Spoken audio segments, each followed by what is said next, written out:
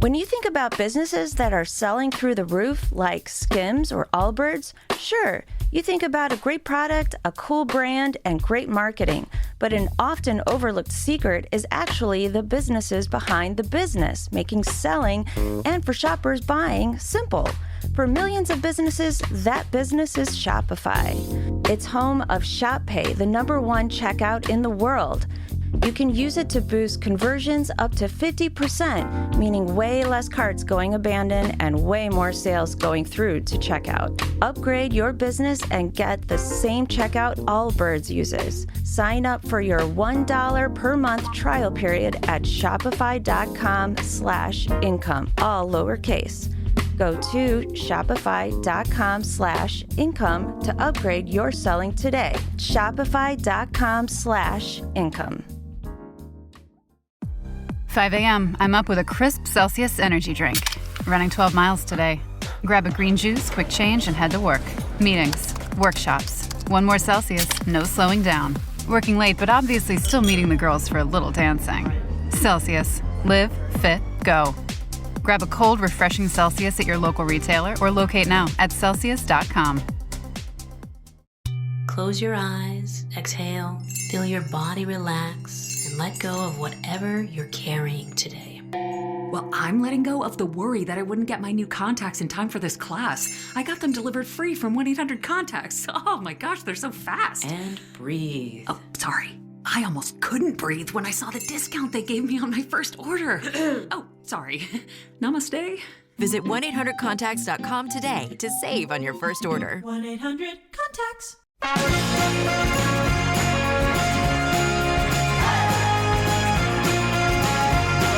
2013 marked the peak of Stomp Clap Hey music, the wave of indie anthems built on folksy instruments, group choruses, and irresistible stomping and clapping.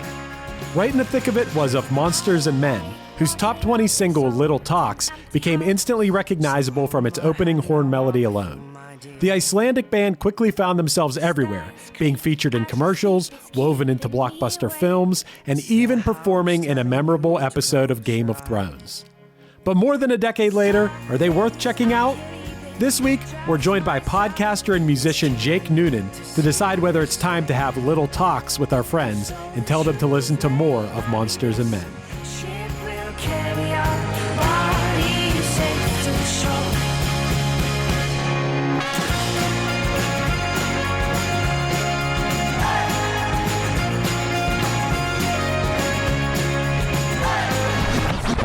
One hit is all you need to make the money guaranteed, and you can live off royalties forever. And it makes me wonder, is it just a wonder, or is it one hit thunder?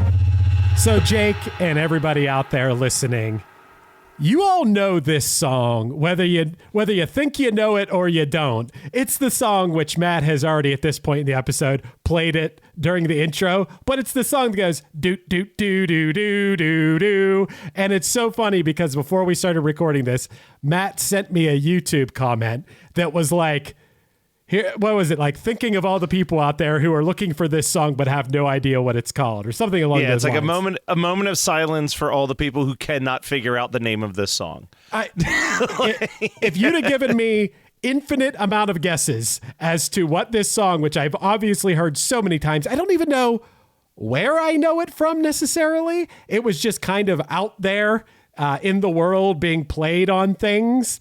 I wouldn't have been able to say Of Monsters and Men, Little Talks. But as of today, I can say that. Jake, did you know this band? Are you already familiar with this band? Yeah, this is actually like one of my top 10 favorite bands. Whoa. One of their newer albums, Fever Dream. I played a bunch of like cover drum songs to it for like 3 months in a row. Well, every couple days for a couple weeks. Well, we can start right there because I think that album is their best, because I took the deep dive, deeper than usual, because my first instinct with this band is, this is just another stomp clap band of the early 2010s, along the lines of Mumford and Sons or Edward Sharpe or whatever. They're all, this Lumineers. band actually is credited as the start of that. Like a lot of people think that this song in 2010 becoming as popular as it was is like what started that whole rise in American music, having the stomp clap folksy revival of like the Lumineers and the Mumford and Sons of the world. Well, Not know that. Very deserved. I think at least. I thought I saw something contradictory to that, Matt. I thought that I saw maybe Nana from the band say that they kind of credited their success to Mumford and Sons' success. You're correct. Sorry, I misread the sentence here. Yeah. You are absolutely right. Sorry, got that backwards. Yes, they think that because that movement had just started to gain momentum in the States. Right. That's how a band from, is it Norway? Iceland? Where are they from? Come on. Iceland. Did you do any research for this, Matt? I did research on Tuesday and we're recording on Oh, Thursday. my There was God. confusion. There was scheduling. Speaking of confusion, when Jake said that he wanted to do this song, in my head, I was like, did that band have any hits? Because I was thinking of Monsters of Folk, which was the guy from Bright Eyes side project with like 3 other indie rock artists that I think came out around the same time. Well, I do want to start because what I was saying is I listened to their entire discography, and I don't usually do that. I usually do selected songs, what they did music videos for. But I was interested. I was very intrigued because I am a fan of all things Iceland. My favorite artist of all time is Björk. She's from Iceland. Yes. Are you a Björk guy, Jake? I love Bjork. Yeah. Oh my God. Biophilia is one of my like go-to writing albums. Whoa. Now that's a more recent Björk. That's like even when she started to go off the rails a little bit. So that's interesting. Yeah. Yeah. She's awesome. Oh, she's the very best. So, and Sigur Rós and just Icelandic culture in general interests me. So I was like, okay, there has to be more here than just a stomp clap band. And I found that there was. Now, Jake referenced the 2019, is it Fever Dream or Fever Dreams album? Fever Dream, right? I think it's Fever Dreams. Well, Fever Dream, it says here in my note. Okay. Right. But there are 2 songs on that album that I like so much that I added them to my playlist. There's a song called Alligator and there's a song called Wars on that album. And they are very much not really a stomp clap band anymore. Especially, they just released an album we're recording this in early 2026. They just recorded or released an album back in October of 25. So one thing I do want to say is we are featuring this band on One Hit Thunder, but they might not be a one-hit wonder. Now, we do have the stipulation, Matt decided this a while back, that if it's been 10 years since their hit, we can call them a one-hit wonder, at least enough to do an episode about them. But it might not be over as far as of Monsters and Men having another hit. There's already been times where that has backfired. You know what I mean? Like at one point, we didn't do the episode, but at one point on our list was Charlie XCX for Boom Clap. And then out of nowhere, Brat Summer happened.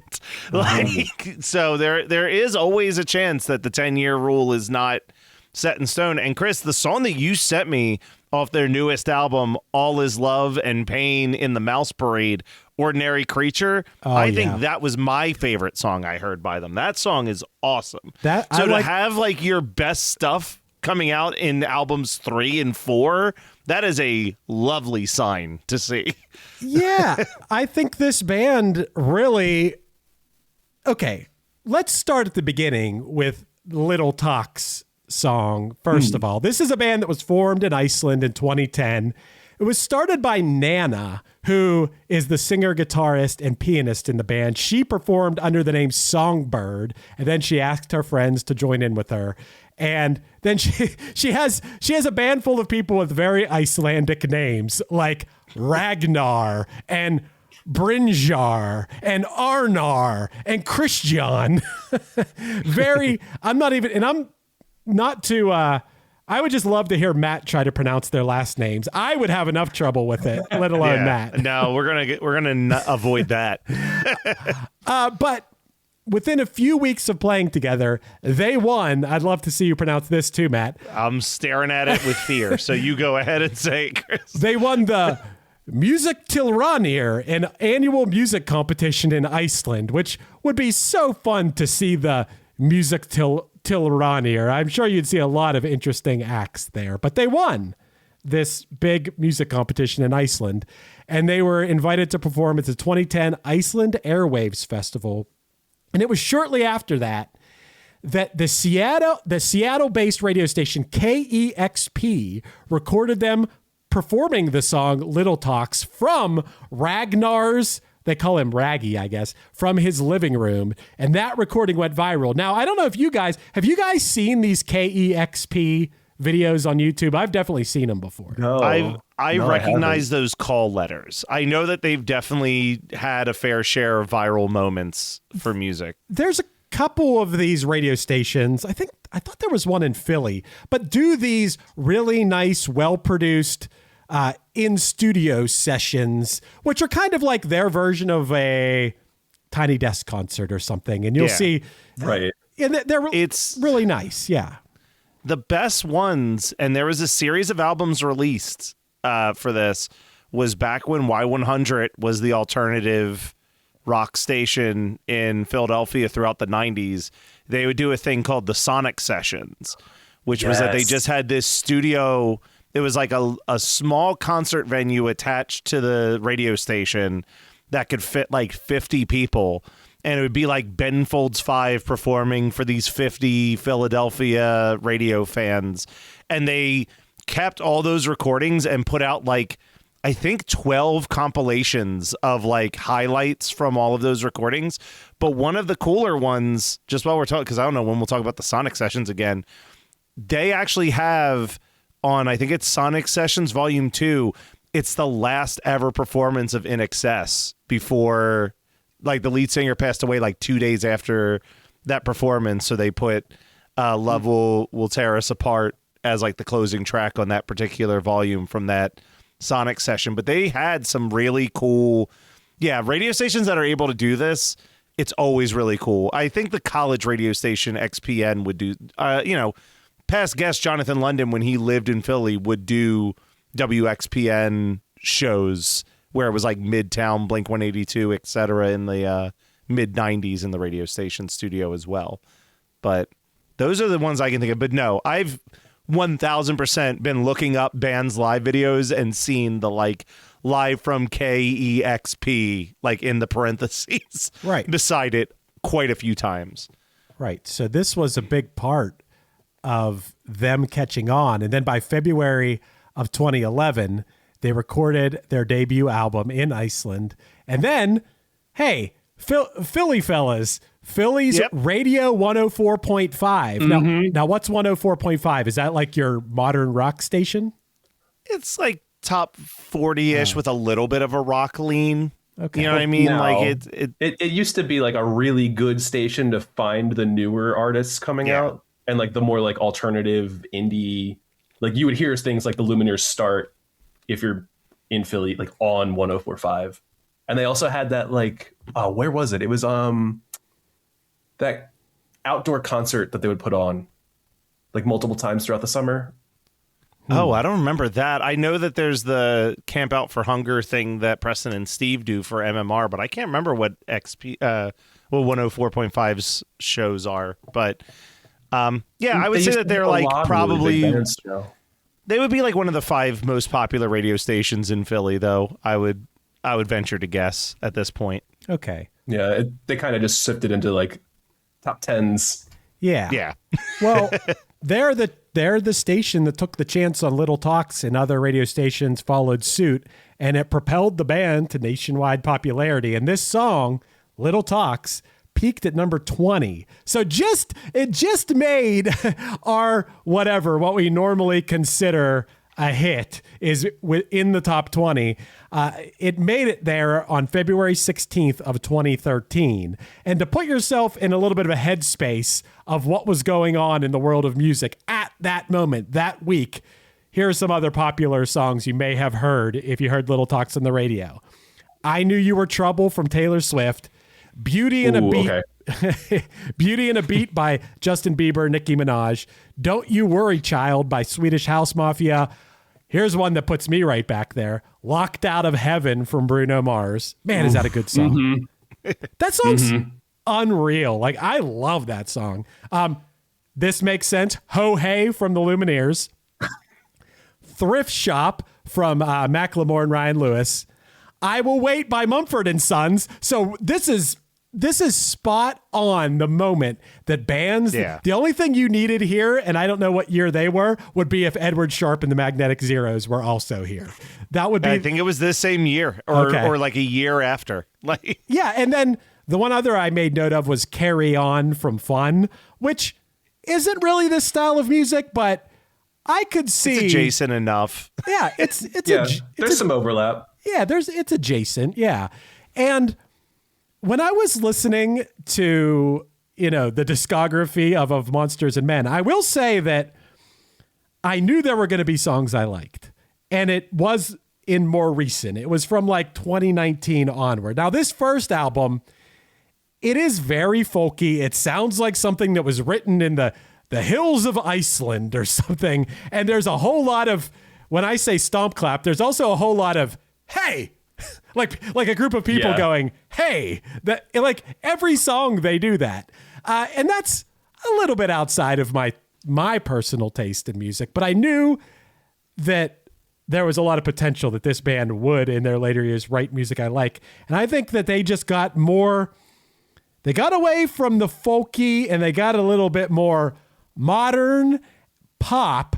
And also I would almost say that this is what they sound like today is what I would consider adult contemporary music. And I kind of like it. Yeah, definitely.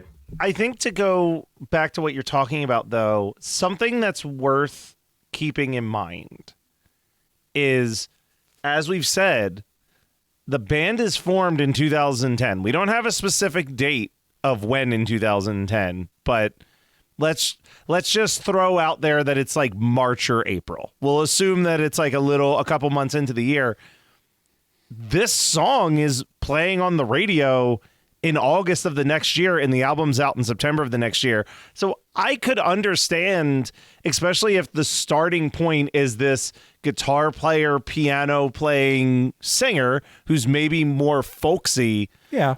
I wouldn't be shocked if this first album is almost like 75% her solo album with backing band, and then, as they become more of a band over the years, everyone kind of playing a part. Because I did see that one of the guys very shortly after this quit the band because the quote was, he didn't find it exciting to play Little Talks 5 times every single day. Right. Like, I can totally empathize with that.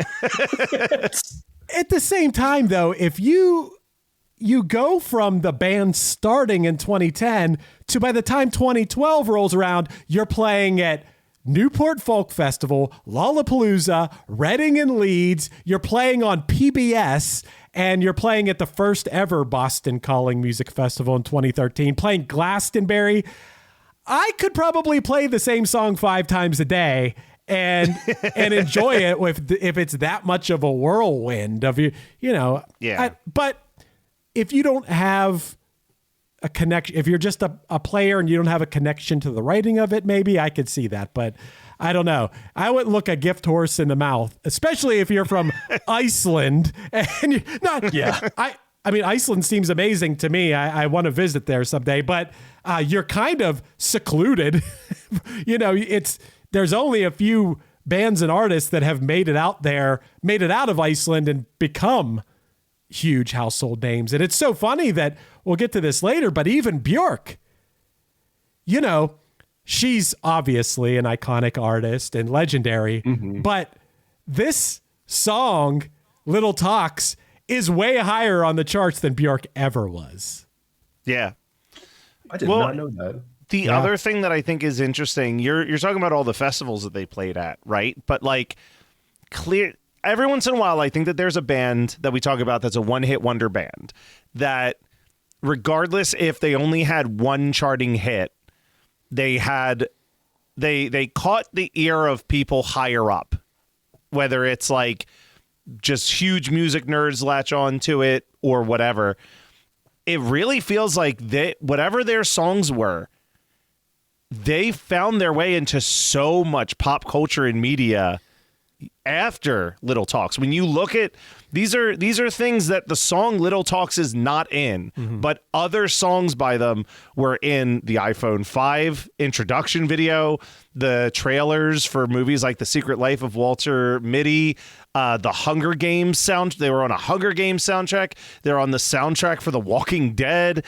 They were like in Game of Thrones. They played a band in Game of Thrones for 2 episodes. Like they definitely were creating music that clearly other creatives were really into and want it to be tied to in some way, shape, or form.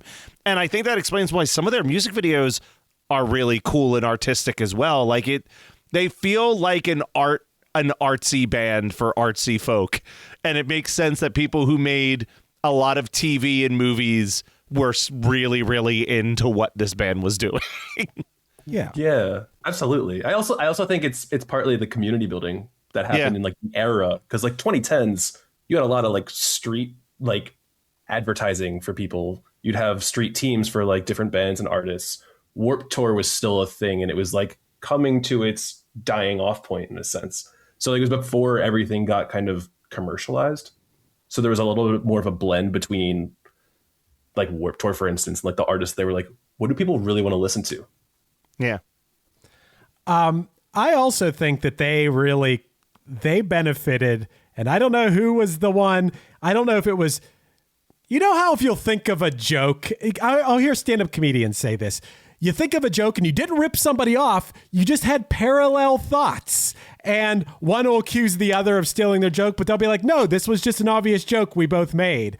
I don't know which one of these bands, when we're talking about the other bands that are like them, were the first to do this. But there's definitely a sound. There are very things you can point to that are so much the same. But at this moment, between this band and Mumford & Sons and whatever, the sort of instrumentation, the sort of things they're doing.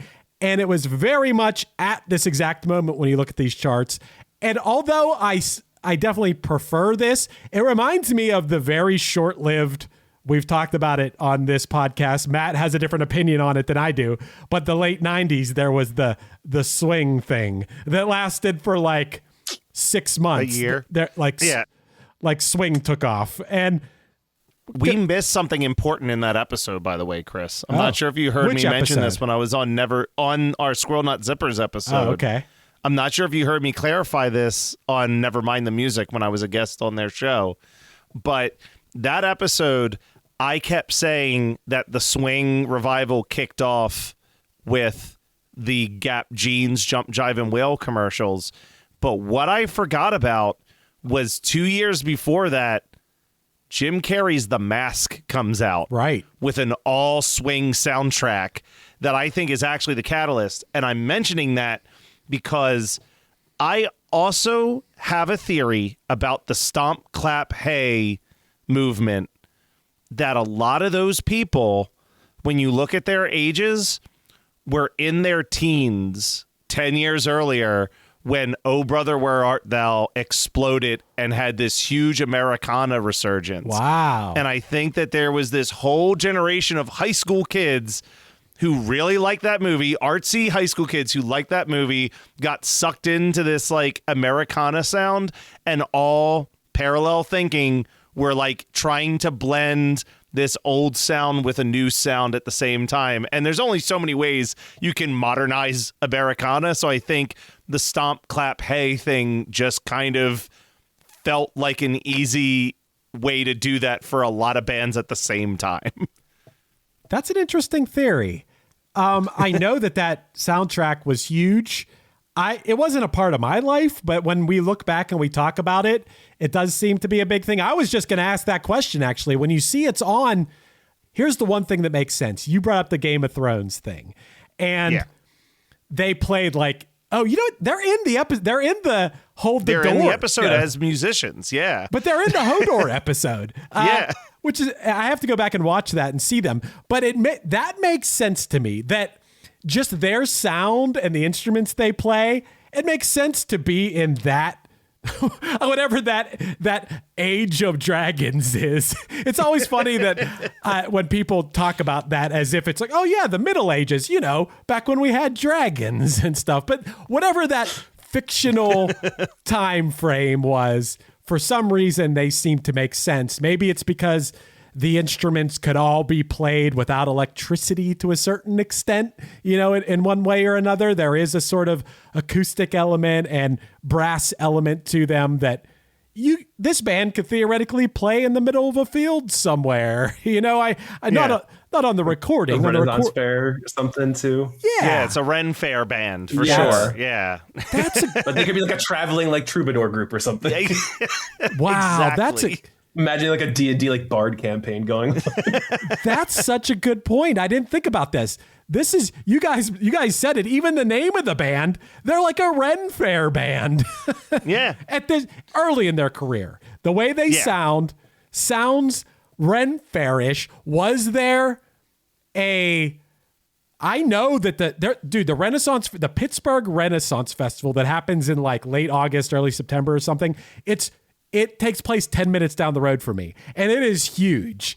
And it seems to have gotten bigger over the years. Game of Thrones did a lot for that, and I would say two things.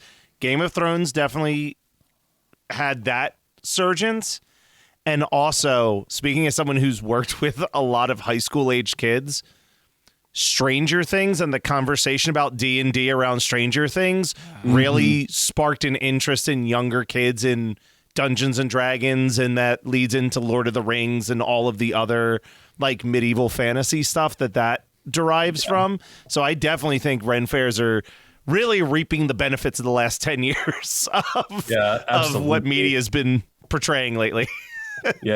A bunch of my students are always like, can you recommend me some more fantasy books? Yeah. I've only read like Lord of the Rings. What are some other ones? And I'm like, you guys are just getting into it all now. I think it's crazy to think about. Last year, Barb and I and her brother and sister-in-law, we all wanted to go to the Ren Fair.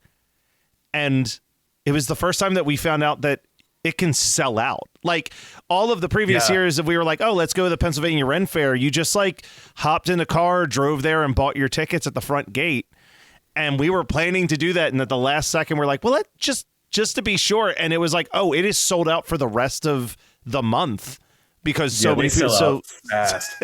So now we have to buy them like 2 months in advance if we want to go for a day, like plan out, like this is the day, lock in. Even if it rains, we can't get a refund. So we're going no matter what the weather is. It's like, it's crazy. It's wild. I've been to it a couple times because it's so close to me. And I always why not? I always roll my eyes at it, but then it's like, oh, my girlfriend and her kid want to go or whatever. And I go.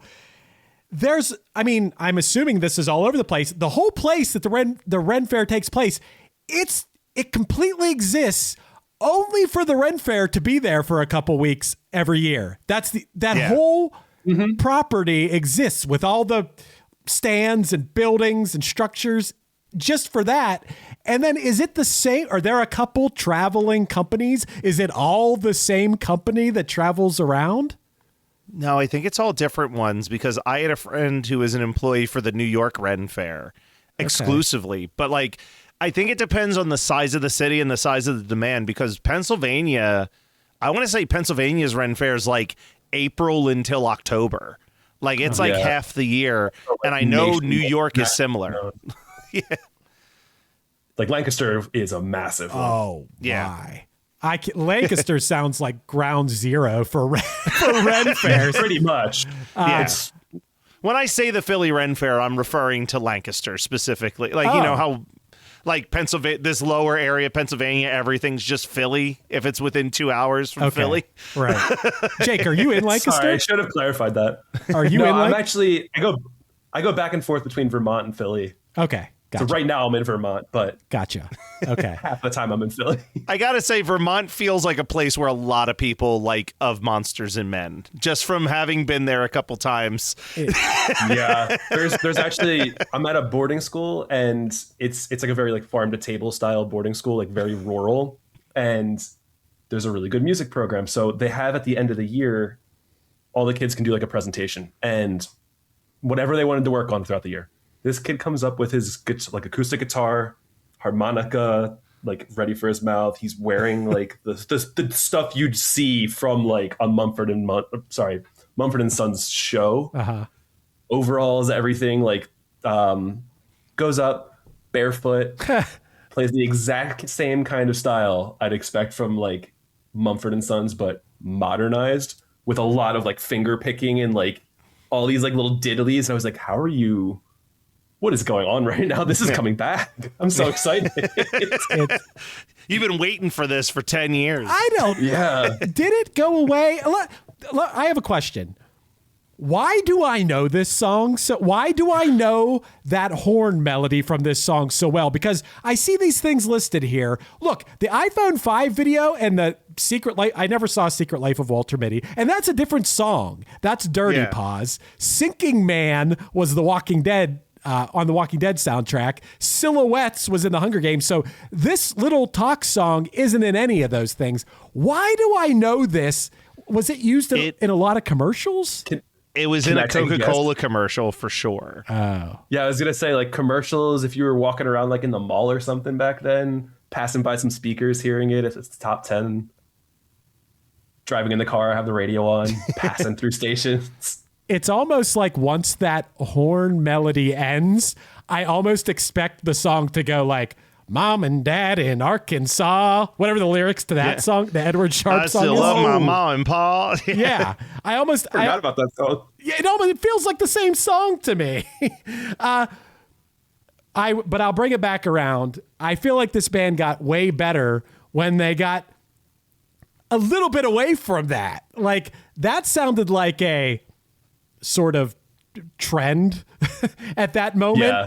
But they are good songwriters. They released their album Beneath the Skin in June of 2015, and they had a song on there. Once again, they're getting on so many soundtracks and stuff. They really must have had a good team behind them. Their song Thousand Eyes was on the show Jessica Jones.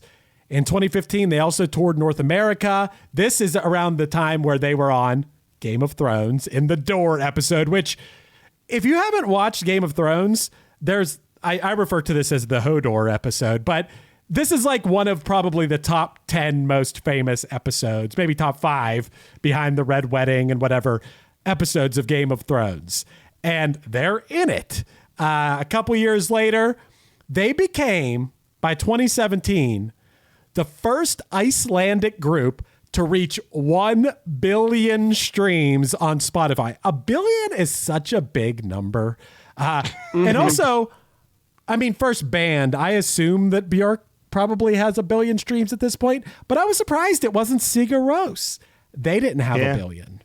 But also. But you said before, like, Björk never struck as high on the charts as them. And I mean, Sigur Rós, I don't think even sniffed the Hot 100 ever. Right. I mean, that is film. To me, Sigur Rós is like film nerd Icelandic band. Like, I discovered them through Life Aquatic with Steve Zissou and then like went on a deep dive from that point. Like, I think it's great studying music. That was what I would put on when I was in college to study, was just like a random Sigur Rós album. But I don't know. I don't think that they have what it takes. It also takes like 15 minutes to listen to each song by them. Does it take? That's got to be working against them too. Matt, question. Does it work against them that they sometimes sing in their own made up language? That doesn't help either. I love that album though. The Parentheses album where it's all made up. Yeah. That album's incredible. Yeah, it's really good. I think some of it's also partly like the eras and the generations, because people listening to Björk, for instance, mostly CDs. So those aren't going to count as like streaming numbers too. And then Monsters of Men's more like the younger generations kind of got into the streaming aspects, and that's when we started tracking those plays. So like, I feel like Björk probably did have a billion streams, if you will, but not in a streaming service. Probably got half of them alone from me. If you counted, I'll do the other half. It's fine. There you go.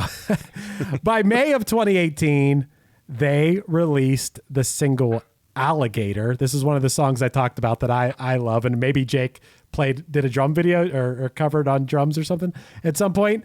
It was the first single from Fever Dream. It came out in July of 2019. Now this album went to #1 on the Billboard Top Rock Albums chart. And so they're still doing well at this point. And this is at the point where when I listen to their albums, I'm like, okay, this is more along the lines of something I would like. I will say that for being from Iceland, a place where I really think the quirk is on high, that the songs they're interesting and they're very lush, I would say, but they are pretty straightforward. They are digestible to the normal music listener, where a lot of Björk, especially modern day Björk, is completely chaotic and not appealing to your everyday listener. So that's why I threw around the adult contemporary word about them. Yeah. And it is worth noting, like, we were talking about them because they had a top 20 hit on the Billboard Hot 100. But if you are looking at them from the US rock charts, they had quite a few top 20 modern rock hits as well beyond this song. Mountain Sound hit 14 and Crystals hit 12. And even off of Fever Dream, Alligator reached 8. So, like, they did have momentum, but we're also talking about a post-2010 world where modern rock radio means a lot less than it did in the 90s and the 2000s to people. Right. Yeah. Yeah.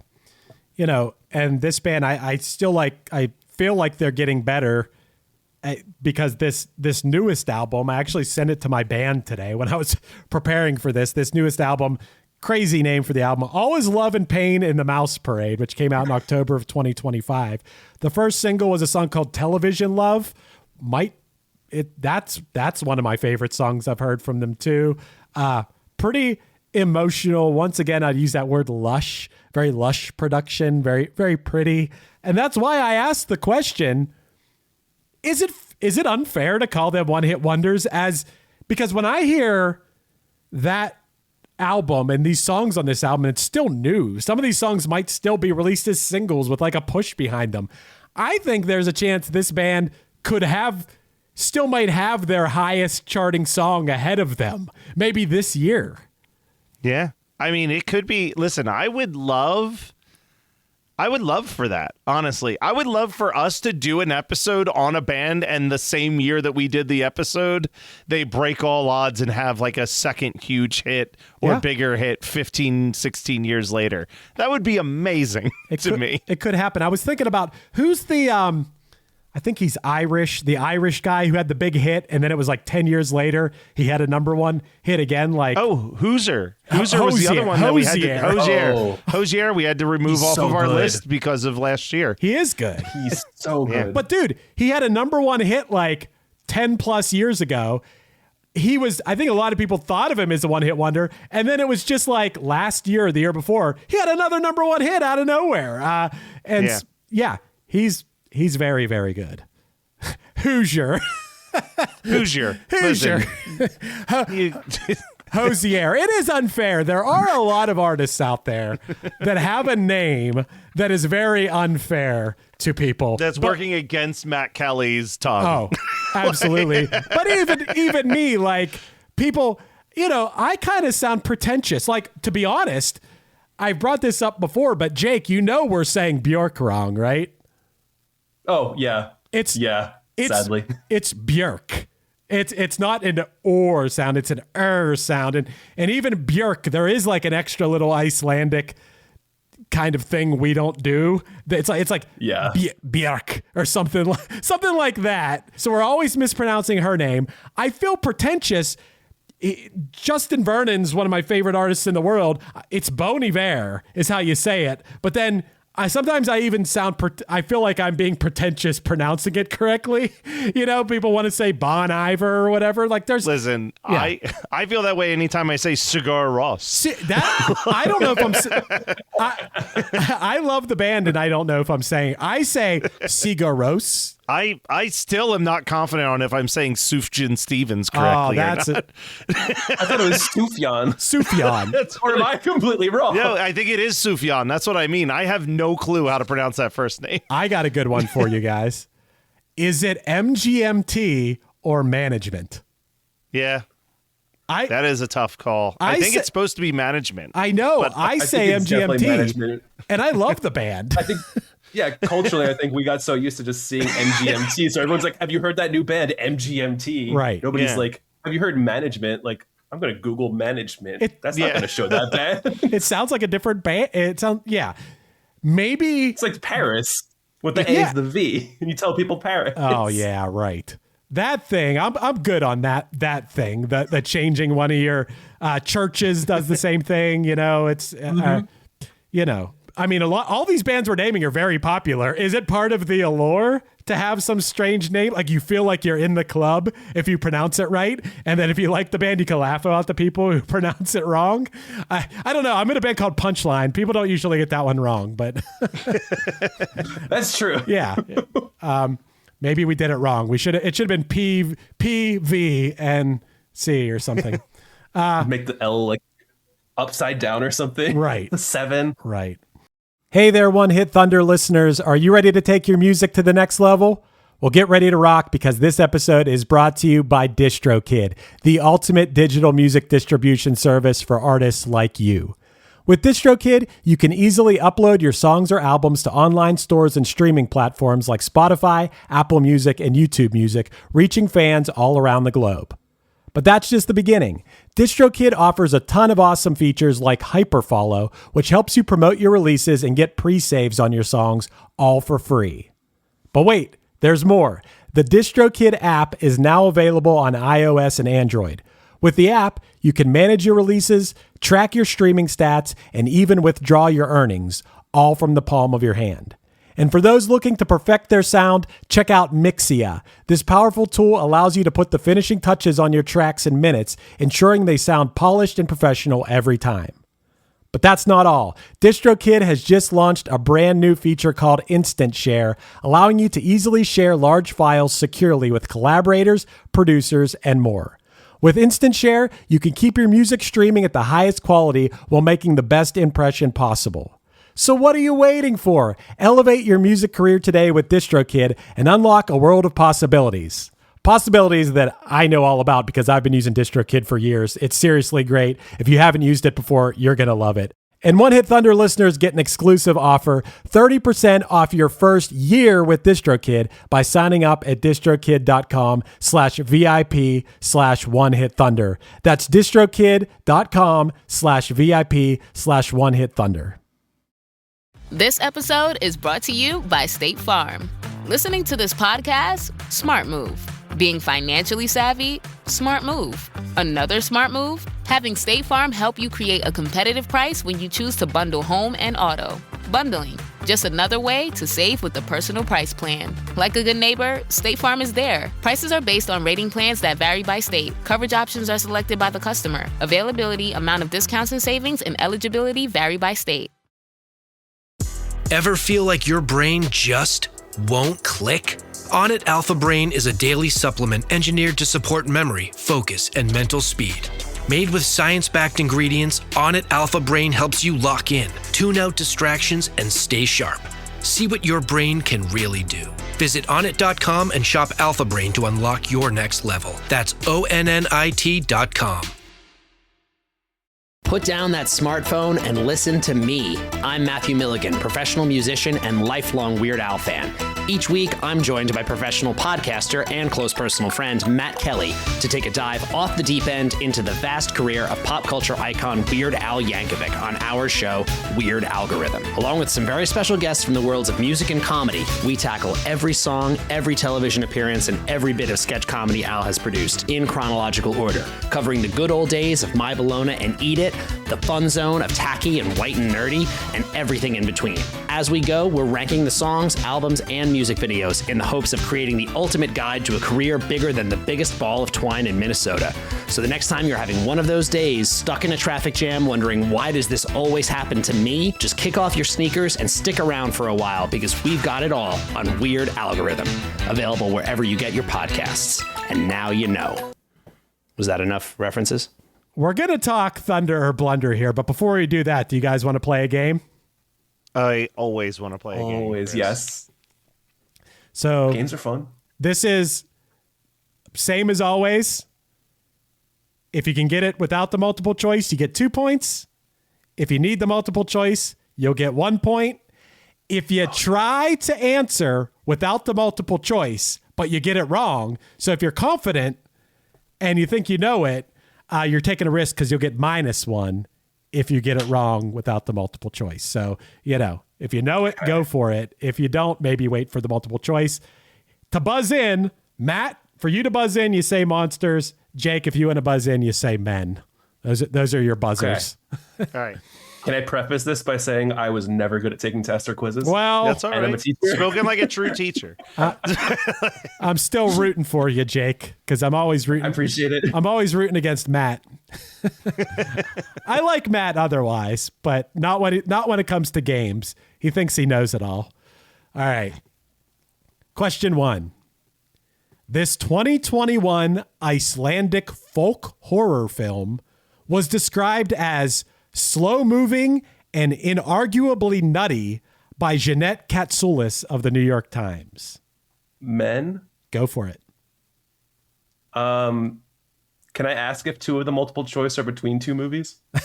No, you got to go for it. You got to go for it. You can. We'll let you rescind that if you'd rather wait for multiple choice, or you could take a chance, whatever you want to do. Oh, do I ask for the multiple choice? Or yeah, we have to ask for the multiple choice. Yeah, we can say if you both yeah. agree that you both want the multiple choice, then we do it. Okay. I agree. Okay, I agree too. We'll do multiple choice. Okay. A, The Northman. B, Beautiful Beings. C, Lamb. Or D, The Garden. Can you reread the question? Because I think I was thinking the wrong year. This 2021 Icelandic folk horror film was described as slow-moving and inarguably nutty by Jeanette Katsoulis of the New York Times. Monsters. Go for it. So I have to say that at first I thought you said 2011, so I'm very glad that we reread that question. Lamb? You got it. Okay. I love that movie, by the way. It was so good. It is. I couldn't believe it when, look, no spoilers, but just the first time you see the lamb, I was like, holy shit, this is awesome. And one of the best endings too. One of the best endings to a movie. I thought that movie was incredible. I don't know what you guys thought. You like it, Jake, Matt, you like that movie? I loved it. I don't think I've even seen Lamb yet. I just knew that it was a folk horror. Wasn't it A24? It was A24, but it was everything post-COVID makes it hard. Like pre-COVID, I was going to the theaters like 5 times a week to see movies, and post it's just been, if I catch that it's streaming, then I'll watch it. Matt, look, Lamb is so good. You have to watch it, and I would love to hear your real-time thought. Jake will know what I'm talking about. I had a thought about what I thought was going on that entire movie, which ended up not being the case. But yes, you know what I'm talking about. Yes, I know exactly what you're talking about. Can't spoil it for Matt though. It's so good. Okay, Matt's up 1-0. Question 2: what is Bjork's highest charting song on the Hot 100? I think I know this, but I also might I'm want to fine with wait. going multiple choice. Yeah, I think I want to go multiple choice just so I don't lose a point. Okay. A, Earth Intruders. B, Human Behavior. C, It's Oh So Quiet. Or D, Big Time Sensuality. Men. Go for it. I want to say it was Big Time Sensuality. Sorry, Jake, that's incorrect. Monsters. Go ahead. It's Oh So Quiet. Wrong. Really? Okay. Oh. Yeah. Do we get to go again? Can I say men? And I remember what was B? That was the second one I was going to go for. It wasn't that either. It wasn't. Can I say men again and go A? Yeah, it is A. It is actually Earth Intruders, which peaked at number 84 in 2007. Big Time Sensuality was the only other song to ever chart on the Hot 100. It peaked at number 88 in 1994. Wow. That's why I really thought It's So Quiet because it's not as weird as everything else would Right. have been the one. That was a hard one. Yeah, And, Bjork's the perfect example of someone who we couldn't even do on the show because she's a no-hit wonder. She's a had a long career thanks to the alternative charts and MTV and 120 Minutes and whatever else. She's an iconic artist, but never really had a hit in the U.S. Yeah, she wouldn't pass, as I refer to it, the aunts, uncles, and parents test. If I asked them to name a Bjork song, I think they would be baffled by that question. They would probably know her as the woman who wore the swan dress. I feel like the swan dress is more famous than her songs to the average person, which is a shame. But yeah, okay. So they'd probably be like, "Is that weird Icelandic person?" Yeah, people know her for like Kristen Wiig doing an impression of her on Saturday Night Live. More than her music. Okay, still 1-0, Matt. But Jake, you got 5 questions. You can still beat him. This Icelandic pop artist hit number 4 on the Billboard albums chart in 2025 with the album A Matter of Time, helped by her popular single Lover Girl, which crossed over onto the Hot 100. I have no clue on I this know one. that song name, but I don't know. Want to who the go artist multiple is now. choice? Yeah. All right, multiple choice again. A, Emiliana Torini. B, Soleil. C, Tyla. Or D, Leve. Monsters? Go for it. B, Soleil? Incorrect. Okay. You got a 1 in 3 chance, Jake. Can you repeat them again? Yeah, A was Emiliana Torini, C was Tyla, and D was Leve. I'm going to go with Tyla. Sorry, that's incorrect. It was actually Leve. And this is another one. I'm pronouncing Leve right. You may have seen her name. She's a very cool artist, very talented, and very much like loungy. I don't know if bossa nova is the right word for it. Very jazzy. It's spelled Laufey, but it. Oh, okay. Yeah, it's pronounced Leve. Yes, I've seen that. Okay, I did not know that pronunciation. Yep. She's very good. I learned. But okay, these ones might be. We're getting a little bit away from the Iceland questions here. Okay. Still 1-0, Matt. On February 10th of 2013, the same month that Of Monsters and Men hit their Billboard Hot 100 peak, Trent Reznor and Atticus Ross won Best Score for Visual Media at the 55th Grammys for their score to what film? Monsters. Go for it. Social Network? That is incorrect. No! You're down to -1. Jake's winning now. Jake, do you want them? I'm going multiple choice. Yeah, multiple choice. So you're not risking anything. You could only gain here. A, Bones and All. B, Bird Box. C, The Girl with the Dragon Tattoo. Or D, The Social Network, which is wrong. Girl with the not the Social Network. Girl with the Dragon Tattoo. That's correct. Damn it. Now I'm winning, man. There you go. It's 1-1 now. All right. You got 3 questions left here, Matt. In February of 2013, this film that was directed by, produced by, and starring Ben Affleck won Best Picture at the 85th Academy Awards? Monsters. Go for it. Argo? You got it. All right, we're tied. There we go. Back to 1-1. These are all this next question too is it has to do with the time that Little Talks was at its Billboard peak.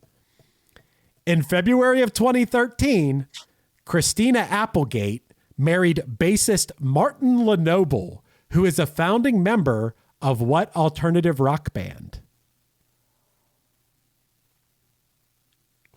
I think I'm going to need multiple choice. Yeah. Same. Also, reread the question with the multiple choice. Okay. Please. In February of 2013, Christina Applegate married bassist Martin Lenoble, who is a founding member of what alternative rock band? A. Porno for Pyros. B. Superchunk. C. Afghan Wigs. Or D. Morphine. Men. Go for it. Just because I want to say Superchunk. That's incorrect.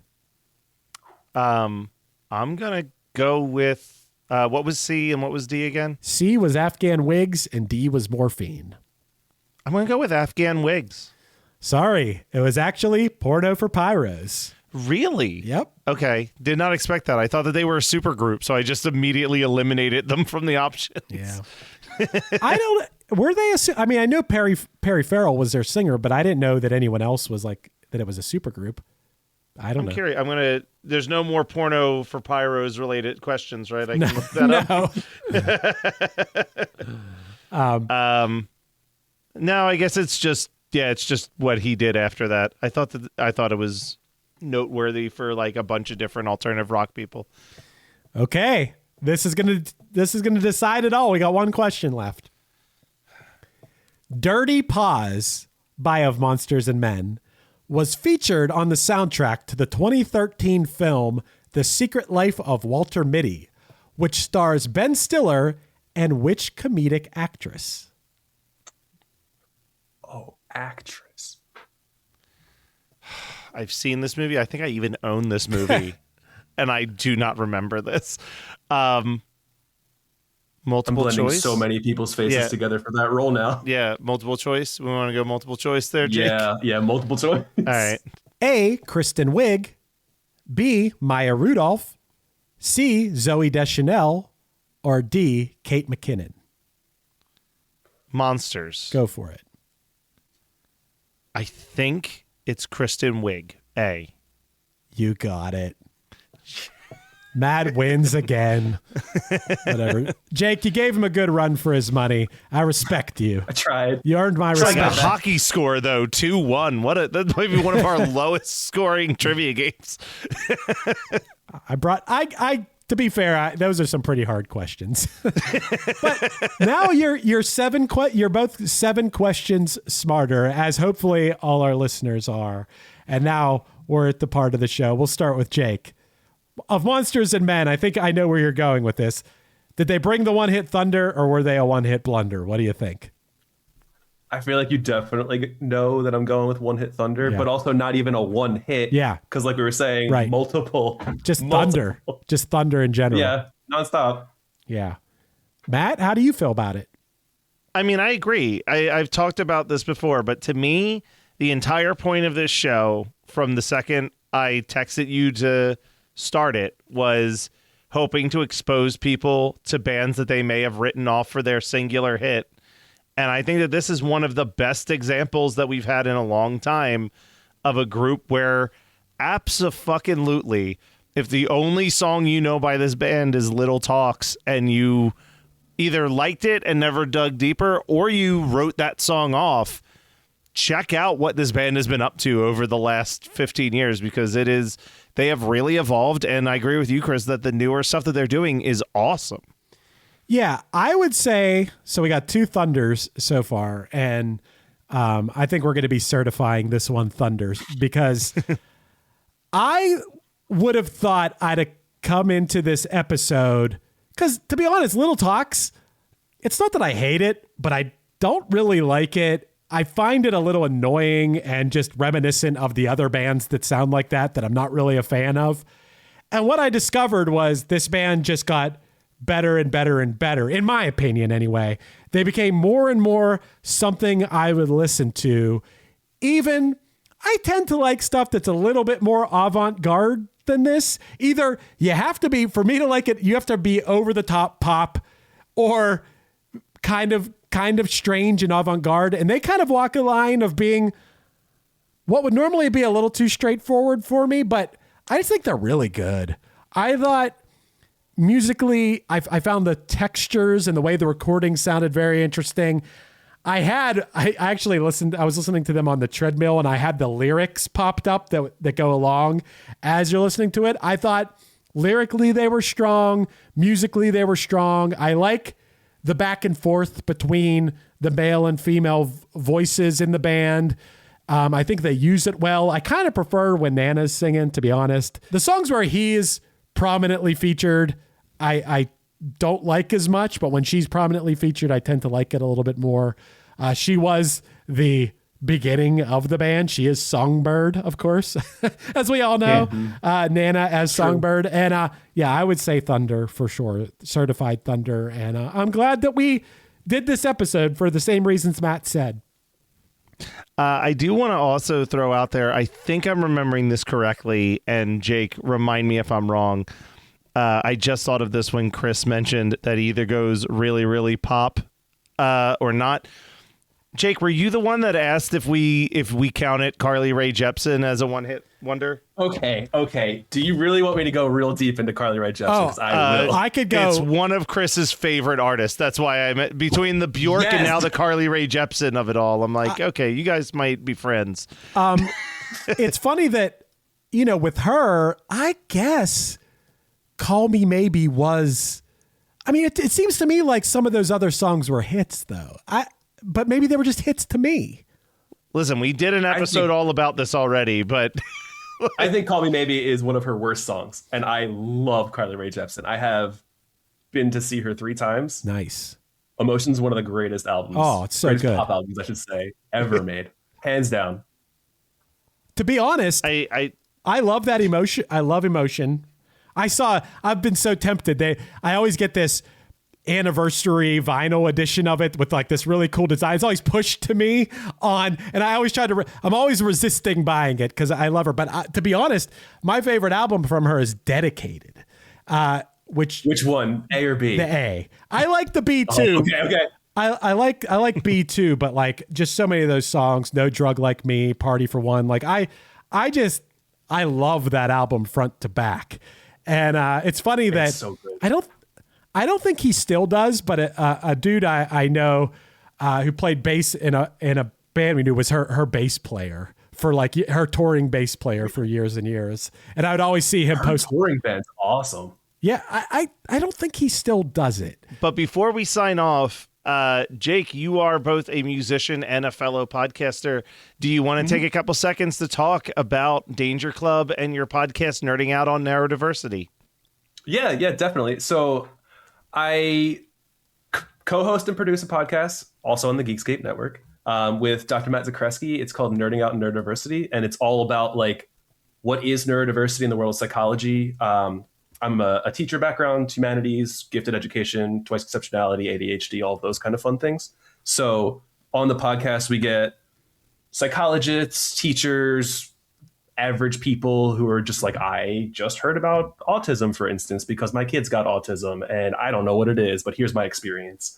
Or super like well-known pop teachers that are coming out nowadays. We're also working on getting some new fun, I can't spoil it, but new guests coming. And for anybody who knows the TV show Cold Case from the 90s. Yeah.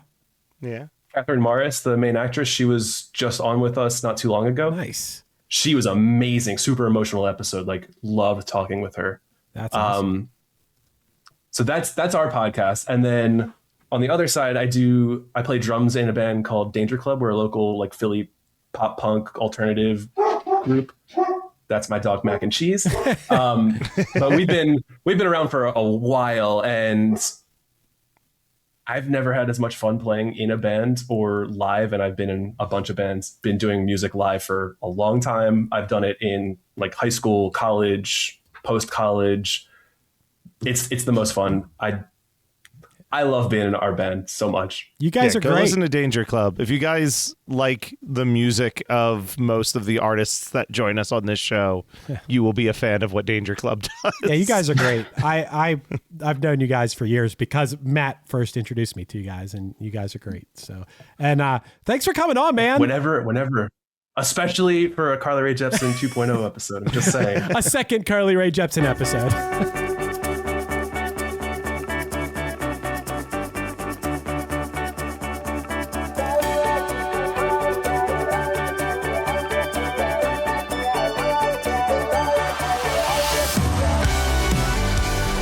This has been One Hit Thunder. One Hit Thunder is hosted by Chris Afalios of the band Punchline and produced by Matt Kelly of Geekscape.net. Underneath me, you're hearing Find Yourself from the Punchline album Somewhere to Land. Go to punchlinemusic.com for music, merch, and future tour dates. Our podcast is on Patreon, so find us at patreon.com/OHT podcast for early access to episodes, bonus conversations, and a chance to vote for future songs that we can cover. Also, support the show by buying some merch at our store, onehithunder.dashery.com. Be sure to rate, review, and subscribe to us on any podcasting app, and tune in next week for more One Hit Thunder.